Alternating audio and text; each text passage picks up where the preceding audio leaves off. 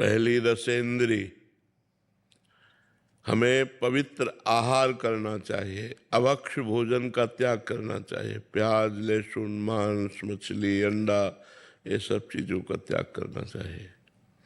पहला जो कदम हमारा उठे भक्ति में, तो पहले रसेंद्री को हमें ठीक करना चाहिए। हमें अभक्ष भोजन का त्याग करना चाहिए, अपवित्र भोजन का त्याग करना चाहिए, तमोगुण भोजन का त्याग करना चाहिए। अब इसी में अगर आप बहुत सात्विक भोजन पाएंगे तो जल्दी आपके अंदर भगवान के प्रति प्रियता जागृत होगी। अगर रजोगुणी तमोगुणी पाएंगे तो यही विक्षेप डालेगा, भजन नहीं होने पाएगा। इसलिए पहले रसेंद्री को। इसमें एक इंद्री है कर्मेंद्री, वाक इंद्री, जबान। मुख में दो इंद्रियां हैं, एक ही। जैसे रसेंद्री है तो जबान से रस का स्वादन करते हैं और जबान से बोलते भी हैं, तो इसमें वाकेंद्री भी है।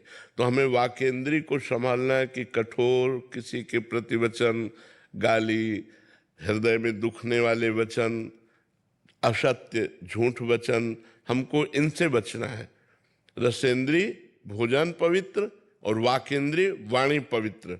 वाणी एक अमोल है, जो कोई बोले जान, हे तराजू तौल के तब मुख बाहर आन। पहले हृदय में विचार करके हम बोले, किसी को दुख ना लगे, किसी के हृदय में चोट ना पहुंचे, क्योंकि बाहर की चोट की तो दवा है, लेकिन वाणी से मैं ऐसा बोल दिया किसी का हृदय जल गया तो वहाँ भगवान बैठे हुए हैं, फिर ठीक नहीं है। तो हमें वाणी को बहुत संभालना है। असत्य, कठोर, दुखद, झूठ वाले, प्रपंच, छल कपट वाले वचन हम ना बोले, क्योंकि हम भक्त हैं, हम भक्ति के मार्ग में चलते। सीधे सरल निश्चल वचन बोले, प्रिय वचन बोले, हितकर वचन बोले। अब हमारी आती है नेत्रेंद्री। तो नेत्रेंद्री से हम किसी के दोष दर्शन न करें। यदि दोष दिखाई भी दो रहे हैं तो क्रिया दोष में ही, लेकिन उसमें बैठा हुआ परमात्मा निर्दोष है। हम उस परमात्मा को देखने की चेष्टा करें, क्योंकि हम भक्त हैं। हम किसी के दोष ना देखें, ना दोष वर्णन करें।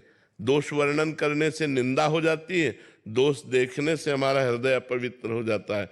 और नेत्रेंद्री से जैसे मोबाइल में गंदी बातें न देखें, प्रपंच की बातें न देखें, हमें इनसे सब बचना चाहिए। अगर हम भक्ति करना चाहते हैं, हम सीरियल देखेंगे, हम नौटंकी नाटक देखेंगे, सिनेमा देखेंगे, गंदी पिक्चर देखेंगे, गंदी बातें देखेंगे, तो हमारा मन गंदगी पकड़ेगा, तो भगवान की तरफ नहीं चल पाएगा। तो हमें अपनी नेत्रेंद्री को बचाना है। फिर हमारी आती श्रवणेंद्री। हम इससे अच्छी बातें सुने, भगवान की चर्चा सुने, भगवान की कथा सुने, दूसरों का मंगल करने वाली बात सुने। जहाँ दूसरे की निंदा हो रही हो वो न सुने, जहाँ दूसरे के दोष वर्णन हो रहे हो वो न सुने, और प्रपंच की बातें न सुने। यदि हम अपनी नेत्रेंद्री, रसेंद्री, वाकेंद्री और श्रवणेंद्री इनको संभाल पाए तो इन्हीं से हमारा मनन होता है। और तो सब विशेष कर्मेंद्रियां हैं, खास बात इन्हीं को संभालना है।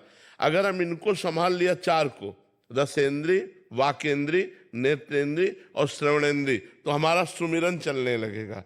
जो हम देखते हैं, बोलते हैं, सुनते हैं, वही हमारा चिंतन बनता है।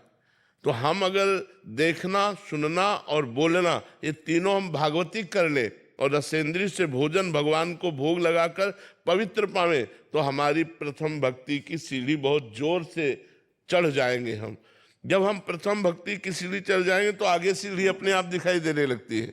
फिर हम अपनी इंद्रियों को विषयों से खींचकर, मन को इंद्रियों की अधीनता से छुड़ाकर और बुद्धि को भगवान में निश्चय करके, मेरे जीवन का लक्ष्य अब केवल भगवत प्राप्ति है, अब हम भजन शुरू करते हैं डट के।